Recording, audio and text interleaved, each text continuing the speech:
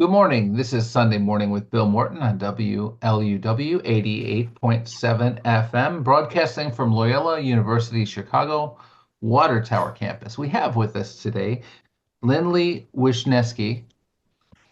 She is running for Skokie and Morton Grove District 219 school board member. Welcome. Hi, it's nice to be here. Thank you. Wonderful. So, why are you running? What is your purpose for running for school board member right now? Sure. So I am a longtime Morton Grove resident. I've lived here for almost 16 years. The last 4 years, I've actually been on the school district board 69 for District 69, which is a kindergarten through eighth grade district. And I have really learned so much in those 4 years about being on a school board. Before that, I've been on many boards, but that was my first school board experience. Thankfully, we have a wonderful superintendent at District 69. So I've had a really, really great 4 years there working with her, because the school board's number one goal is to obviously work with their superintendent and hire them and make sure that they, really stay accountable to the school's goals. And yeah, so it's been a really nice, get my feet wet in school boards. And honestly, it feels like the right time to, broaden my horizons and get into the District 219. It's for, 9 through 12. It's two different schools, Niles North and Niles West. I actually have a freshman at Niles West High School right now. And I have a seventh grader in the district as well who will be there. And it's just really important to me that all kids at school can go to school and feel safe being themselves. And I know that at Niles North and Niles West, we are on the right track with that. And we just need more pushing in the right direction to, really, really broaden our professional development within our administration and staff to make sure all kids in all marginalized communities can go to school, be themselves without repercussion. I feel like I've had a really big hand in that at District 69. And I'm really proud of the anti-racism work and pro-LGBTQ kids, professional development that we've done there. And I want to bring that into District 219, which, like I said, I think is well on its way. But we have a very diverse community, much like we do at 69. And I feel like my voice will be, really welcomed there, and it'll be a good addition to that board. What kind of challenges do you foresee encountering? Well, number one challenge will be getting on the board. We got to get through the election. I'm just kidding. So yeah, I mean, obviously there's challenges in every board. Every board faces many challenges. Number one is that change is very slow to happen. Nothing happens overnight. So it is always a challenge when you start on a board and you listen to the community and you're trying to make sure that their voices are heard, but things don't happen overnight. So it's just going to take a while. It's a slow burn instead of a fast one. So that's going to be a little bit tricky to start. Another of the challenges, of course, will just be making sure that we can all always, work together as a cohesive unit. That's what the board is supposed to do. We're supposed to talk it out. We need to hear all of the opinions, hear all of the sides of the coin, and then we have to come together as a unit and bring one voice. And that is not always easy. It's just not. So that's another big challenge, of course, is making sure that we as a board can always kind of come together as a cohesive one unit. And then there are other candidates running for the board. Yes. Do you expect, like, if you should win, do you expect to have most people on the board agreeing with you? Yeah, I do. I think that, we have a very, open board. Everyone is very open to listening to the community, the, families, the administration, all of the constituents, which is wonderful. Two of the other people running, I know, personally. Candace Cooley-Jones and I are running together. And she and I have been on the District 69 board for the last 4 years as well. So we did not know each other before we ran at the same time for that board, but we have, come to have a great relationship. And so definitely, Candace and I think very similarly, and I know that we will certainly be agreeing. And then there's another woman running for the board, Noor Akris, who I have spoken to many times, and she's been at many of the forums as well. There's one other person running, and I have not met him yet, so I am unsure of how he is feeling. I did see his website, but I do not know much more about him. But I think that most of the board is really open and willing to come to that consensus, and get there in a really respectful, open way, which is another reason I'd like to be on this board. I think, again, we're on our way to really to getting to make really big, wonderful changes at Niles West and Niles North. And I think this board is on the right track, and I'd love to be a part of it. Can you tell us a little bit about the board for our listeners? How many people are on the board? Of the people elected, what number of them can eventually be on the board in this election? Sure. Yeah, there are 7 seats on the board. And right now we have 3 people leaving the board. And actually, funnily enough, all 3 of the people leaving the board are running for other offices elsewhere. So they're not leaving their civic duty. They are continuing on in their journey. So there are 4 of us running for 3 seats, and then there are 7 on the board in totality. And are you having any kind of challenges on the campaign trail? Is this your first campaign? Well, so when I ran for District 69, it was a contested election as well. That was 4 years ago. So it was, it was still pandemic times. So we did not do as broad of things. We were not out in the community, like meeting people at different events. I did do a couple of forums, like on Zoom, but for a couple of different groups. But certainly this is much, much bigger. But that was a contested election. So I would say that I've dipped my toes into campaigning. But this one is a little bit more intense, and especially because we have more freedom to be able to go out in the community and really meet more people and talk to them in person, which is great. So for District Skokie and Morton Grove District 219, can you tell us a little bit about the parameters of the district? Yeah, so there's 9 feeder districts. I apologize, I cannot name you every single number because it's like 68, 73, 73 and a half, 70, 69. All right, so that's 5, but there's 9 of them. So it is it's Lincolnwood and Skokie, of course, and Morton Grove, and it goes all the way to the border of Evanston and Skokie, and all the way over by Old Orchard, right, and up to Wilmette. So like that's where it kind of ends over there. So it is a very large district. We have, I think it's about 2,500 kids at Niles West and about 2,100 at Niles North. So it's a large district for sure. And again, very diverse community. I love it here. And again, District 69, where my kids were when they were younger, also very diverse, but of course, much smaller. So yeah, it is a big community.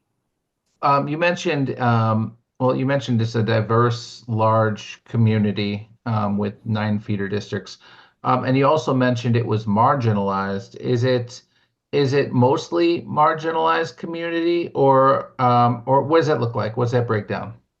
Gotcha. Oh yeah, no, I don't mean entirely. I just mean that certainly in our community we have marginalized communities, right? Certainly different religious backgrounds, different ethnicities. It truly runs the gamut. We have, I think again, do not quote me on the exact number of languages, but it's something like, over 20 languages are spoken in our district, which to me also is a huge piece of why I'm running. I feel that our communication to this community is not up to par. We are not giving out our, materials, texting, emails, printed materials in enough languages. And we have the technology to do that.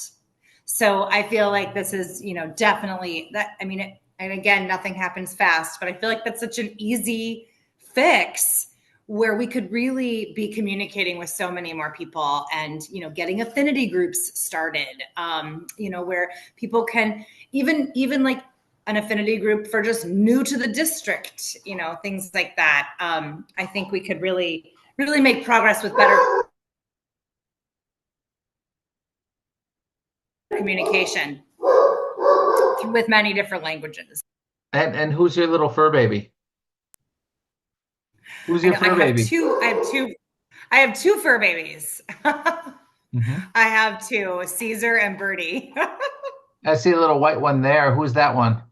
Yep, that's Birdie. And the one that you heard is Caesar up at the front door keeping watch. Oh, okay. That's great. You've got a team. You've got a security team, a staff. All right. Great. So can you describe the affinity groups a little bit? Sure. So what I mean by that, it's a great question. What I mean by that is in District 69, we use them, or we don't use them is probably not the right way to say it, but we have them there. So we have we have a Caribbean group. We have Hispanic group. We have different groups of people that can come and, get together with people that are in their community in the smaller way, right? So they're just sort of little groups. And it really just helps people network within their smaller communities and feel more at home within their district. Like speak it, or, we have an Urdu group at District 69. So it just really brings people in and makes them feel a bigger part of our community, especially again, like when you just move here, right? And you're like, I don't know where I should go and who speaks this language. Oh my gosh, there's a group that does. I can go see them and get together with them. And we do coffees and offer childcare for the little ones. Again, this is at my kindergarten through 8th grade district. But yeah, so it's worked really well and has really brought our community together. And on top of bringing them together and making them feel at home, it has even helped us network and find people within our community to work in our schools. And then we can kind of grow our own and have that diverse staff that looks like our kids. So that's been also a really, really wonderful thing that we've done. And I would love to bring that into 219 because we need more staff that looks like our kids. So that this would also help you break the language barrier. Yeah, 100%. Yes. Okay. And as for the teachers, can you tell us a little bit about the teachers? Do they speak different languages? Are they as diverse as the students? Right. Unfortunately, right now, not as diverse as we would like them to be. So, it's a constant uphill, climb that we are willing to take, and it is so worth it to get more staff that speak more languages. But yes, of course, we have some right now that do speak other languages, but just not enough, and not enough that look like our diverse community. So yeah, that's a really big piece of what I'm pushing for as well. And we'll hold our superintendent accountable to get there for sure. But I love the grow your own sort of model where, we get paraprofessionals that come in and they're part-time, but then we can help them. And our district is also very well funded, and we do have the money to do that and help these community members, get schooling and then become teachers. And I love that so much. So you're well funded. Is there enough budget to achieve these goals that you have? And do you need to do some more fundraising or in some sort of ways? Off the bat, my answer to that is I believe we are funded enough to do what I'm saying. Obviously, if that ends up not being the case and things are more than anticipated and stuff like that, then we can apply for grants. We can certainly look into other creative ways to fund these programs. Wonderful. But our affinity groups that I'm talking about, and like the community schools model is essentially free. So, that's nice. And but for hiring, would it be hiring more teachers that are more diverse, or would it be replacing teachers? What do you think? Yeah, I mean, honestly,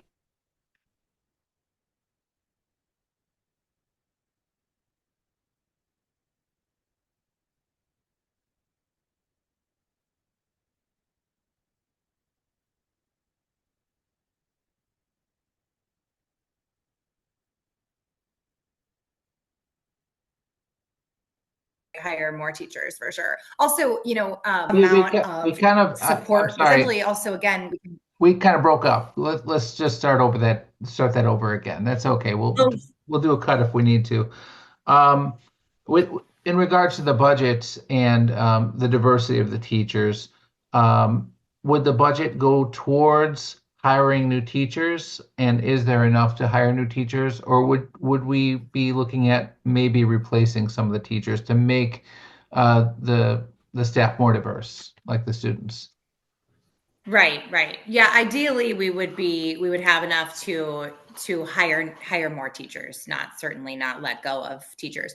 But again, like starting with paraprofessionals, and even like, at our school, we hired a lunchroom supervisor who then, became a paraprofessional in the classroom, and then, went and got her teaching degree, and then is now a second grade teacher. So, things like that is what I'm looking to do, sort of a grassroots way of growing our staff, not getting rid of staff.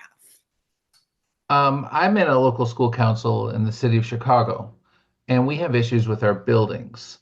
Lead, heating, cooling, just many, electrical issues, lots of issues with these old buildings.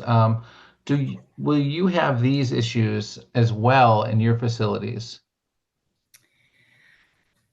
I don't know that I can speak enough to that to answer that question in its entirety, but my knee jerk reaction is I have spent time in both schools, and no, I do not foresee that being our issues for sure.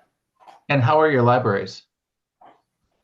The libraries are good, and they have lots of diverse books, which I love because that's what we need. If you don't want to read a book, don't pick it up. Yeah, no, our libraries are very well stocked, and yeah, it's my freshman's favorite place at Niles West is the library. And for the students, do you know how well they're doing with reading and writing? So the Illinois student report card is certainly, what we can look at for that, and to crunch the numbers and things like that. No, we need to close that gap. We have enough funding. Again, like I said, this is not an unfunded school. We have enough funding to really make that close that gap. Our students should be in doing better on that report card. But it's not a huge gap, and I know that we can get there. And I think that one thing we're doing, which I love, is called it's CFC is the acronym, and they've changed what the acronym it stands for many times, but it's Collaborative for Curriculum, and it is getting all our feeder districts, which we only have 3 of them that are doing it right now, but on the same page and doing the same curriculum to get them all set up for success to do to when they get to 219, and in high school set up for that success. I will say that the districts that have done CFC, it has shown, the data is there, the numbers are there, that those students are performing better. And of the staff of the school, do you happen to know if any of the students, former students, are current staff? Oh my gosh, I don't know that. I don't know that. I guess that's such an interesting thought, though. My guess would be maybe. All right. All right, great. And what is the population of your district? You mean like how many people?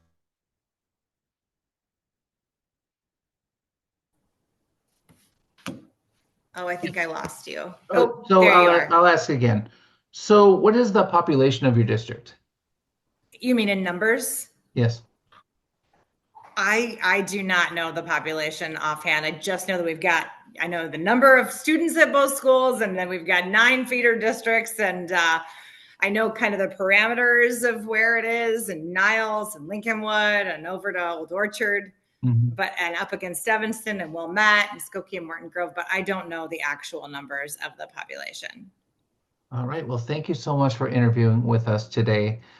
This is Sunday Morning with Bill Morton on WLUW 88.7 FM, broadcasting from Loyola University Chicago Water Tower campus.